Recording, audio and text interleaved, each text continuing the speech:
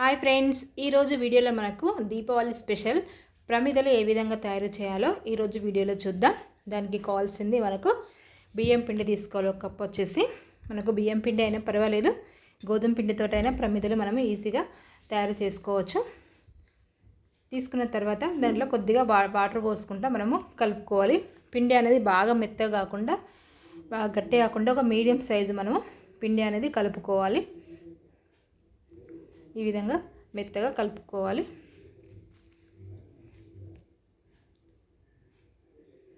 మనకు బాగా మెత్తగా కలుపుకుంటే ప్రమిద అనేది మనకు రాదు, కాబట్టి ఒక మీడియం సైజు మనము పిండి అనేది కలుపుకోవాలి. ఈ విధంగా కలుపుకున్న తర్వాత మనకు ప్రమిద అనేది ఎంత సైజు కావాలో అంత సైజు ప్రమిదకు కావాల్సిన ఉండలాగా రౌండ్గా ఇలా ఈ విధంగా మనము చేసుకోవాలి. చేసుకున్నాక మనకు ఈ యొక్క చిన్న టిప్ పాటిస్తే మనకు ఎంతో అందమైన ప్రమిద అనేది రెడీ అవుతుంది. ఈ విధంగా మనం పిండిని ప్రెస్ చేసుకుంటే మనకు చూడండి ఎంత అందంగా ప్రమిద అనేది రెడీ అయిందో. దానికి చిన్నగా చివర్లో ఇట్లా చిన్నగా ప్రెస్ చేసుకుంటే చాలా అందంగా ప్రమిద అనేది మనకు రెడీ అవుతుంది.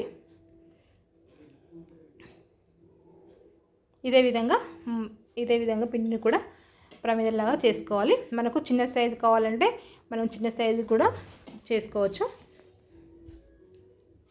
తర్వాత రెండో ఐటమ్ వచ్చేసి మనకు ప్రమిద అనేది మనం కొనుక్కుంటాం కదా, మట్టి ప్రమిద.